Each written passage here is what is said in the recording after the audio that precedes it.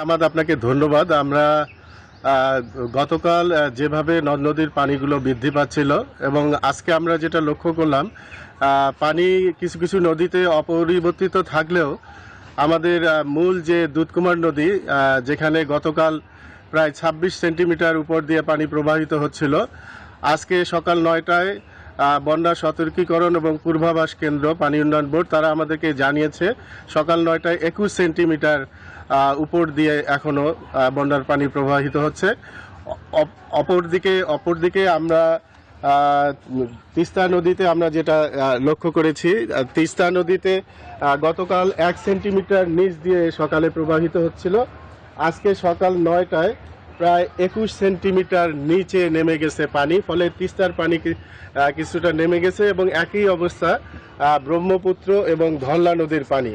আমাদের যে ১৬টি নদ নদীর যে পানি, এই ১৬টি নদ নদীর মধ্যে এখন শুধু দুধকুমার নদীর পানি বিপদসীমার উপরে অবস্থান করছে। আমি এই মুহূর্তে দুধকুমার নদীর কাছে আমি অবস্থান করছি। এখানে বামনডাঙ্গা ইউনিয়নের তেন্দ্রিনীর পাট নামক জায়গায় আমরা অবস্থান করছি। গতকাল এখানে প্রায় ১ থেকে ১.৫ মিটার জায়গা এখানে ধসে গিয়েছিল বেড়িবাঁধ, আজকে সেটা মেরামতের চেষ্টা করা হচ্ছে এবং পানি উন্নয়ন বোর্ড থেকে গতকাল রাত থেকে আজকে সকাল পর্যন্ত সেখানে তারা বালির বস্তা ফেলে ঠেকানোর চেষ্টা করছে ভাঙ্গন।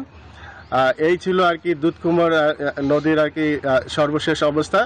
এছাড়াও আমরা ডিডি খামারবাড়ির কাছে আমরা জানতে পেরেছি এই বন্যার কারণে প্রায় ২০৪ হেক্টর আবাদি জমি পানিবন্দী হয়েছে এবং এতে পানিবন্দী হয়েছে ১০,০০০ মানুষ।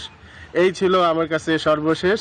আমরা একই খবর জানতে এবার লালমনিরহাটে অবস্থান করছেন সহকর্মী রবিউল। এখন কি অবস্থা বন্যার পরিস্থিতির লালমনিরহাটে?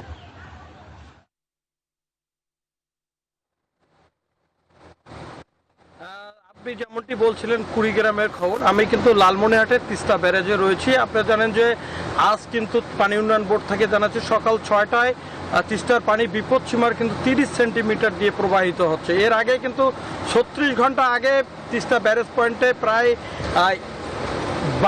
১২ সেন্টিমিটার উপর দিয়ে কিন্তু পানি প্রবাহিত হয় এবং হওয়ার ফলে কিন্তু তিস্তা তীরবর্তী যে নিম্ন অঞ্চল রয়েছে সেই নিম্ন অঞ্চলে কিন্তু প্লাবিত হয়েছে এবং প্রায় লালমনিরহাটের ৫টি উপজেলায় প্রায় ৩,০০০ মানুষ পানিবন্দী হয়ে পড়ে এবং দুর্ভোগে পড়ে। তা কিন্তু ৩৬ ঘন্টা পর কিন্তু পানি নেমে যেতে শুরু করেছে এবং যেগুলো রাস্তাঘাট থেকে শুরু ঘর বাড়িতে পানি প্রবেশ করেছে তা আস্তে আস্তে কমে যাচ্ছে। তবে পানি বাড়া কমার ফলে কিন্তু তিস্তার যে নিম্ন অঞ্চল রয়েছে সেই নিম্ন অঞ্চলে কিন্তু পানি প্রবেশ করে মানুষের দুর্ভোগ পোহাতে হচ্ছে এবং এদিকে আমরা পানি উন্নয়ন বোর্ডের সাথে কথা বলছি। পানি উন্নয়ন বোর্ড বলছে আগামী ৭২ ঘন্টার মধ্যে অতিবৃষ্টি এবং ভারতের যে গজলডোবার গেট খুলে দিলে কিন্তু আবারও বন্যার আশঙ্কা করছে তিস্তা পাড়ের মানুষ এবং সেই আতঙ্কে কিন্তু রয়েছে। পাশাপাশি আপনারা জানেন যে লালমনিরহাটের ৫টি উপজেলায় ৩,০০০ মানুষ পানিবন্দির মধ্যে। প্রায় লালমনিরহাট জেলা প্রশাসক জানিয়েছেন রাশিদুল হক প্রধান এ পর্যন্ত প্রায় ২২০ মেট্রিক টন চাল এবং নগদ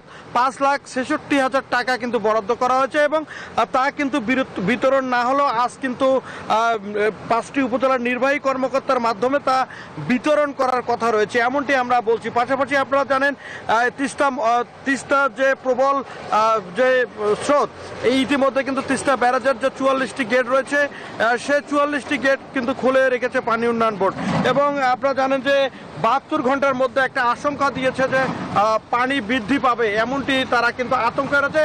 আপনি জানেন একটি বিষয়ে রাখি যে গতকালকে কিন্তু প্রধানমন্ত্রী তারেক রহমান সংসদে বলছে যে কোনো মূল্যেই তিস্তা মহাপরিকল্পনা বাস্তবায়ন করা হবে। এ নিয়ে কিন্তু তিস্তা পাড়ের মানুষের মাঝে একটা আনন্দ রয়েছে। এর মধ্যে কিন্তু তিস্তা ব্যারেজ পরিদর্শন করেছেন পানি সম্পদ মন্ত্রী ও দুর্যোগ ও ত্রাণ মন্ত্রী অধ্যক্ষ আসাদুল ইবদুলু।